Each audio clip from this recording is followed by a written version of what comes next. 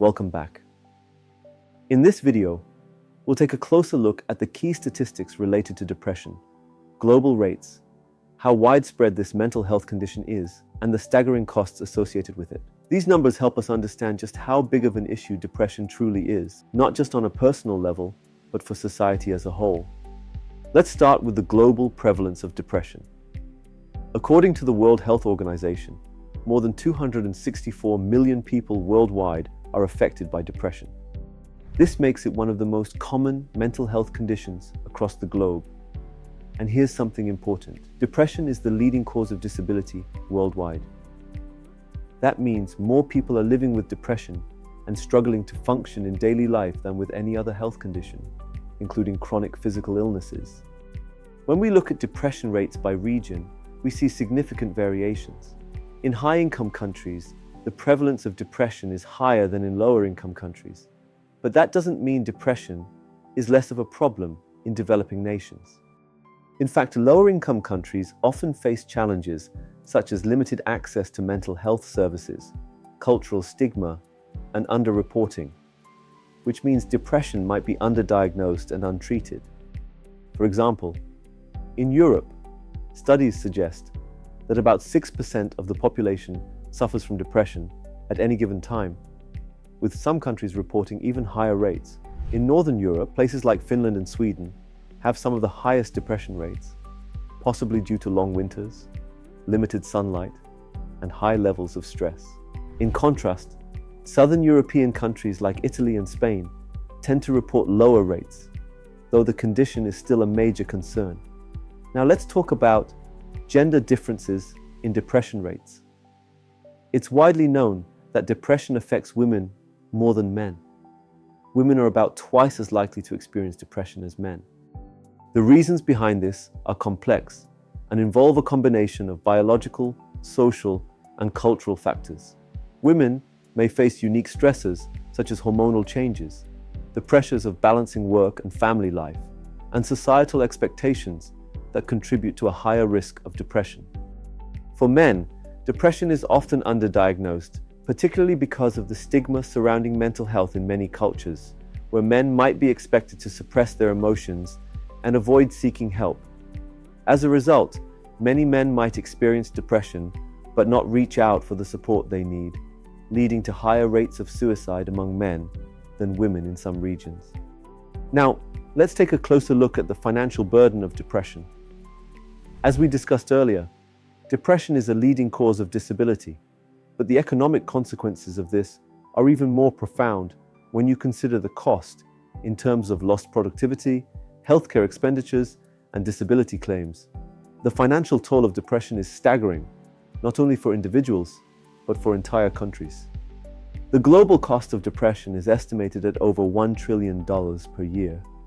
This includes the direct cost of healthcare and treatment, as well as the indirect costs related to lost productivity. This number is expected to rise as depression rates increase worldwide and as more people require treatment. In the United States, for instance, depression costs the economy an estimated $210 billion annually, with a significant portion of this stemming from lost productivity in the workplace. Absenteeism, when workers miss work due to depression, and presenteeism, when workers are physically at work but mentally disengaged, contribute to this massive economic burden. The indirect costs of depression, things like lower job performance, decreased creativity, and reduced morale, often have an even bigger financial impact than the direct costs of healthcare treatment. It's important to note that while treatment for depression can seem costly, it is actually much more cost-effective in the long run. Studies show that providing mental health services, whether through therapy, medication, or workplace wellness programs, can lead to a significant return on investment. In fact, companies that invest in mental health initiatives see a 4-to-1 return on investment through improved productivity, reduced absenteeism, and lower healthcare costs. This highlights the importance of investing in mental health as part of a comprehensive approach to workplace wellness and societal health. Additionally, depression contributes to higher rates of disability. In many countries, Depression is one of the leading causes of people claiming disability benefits.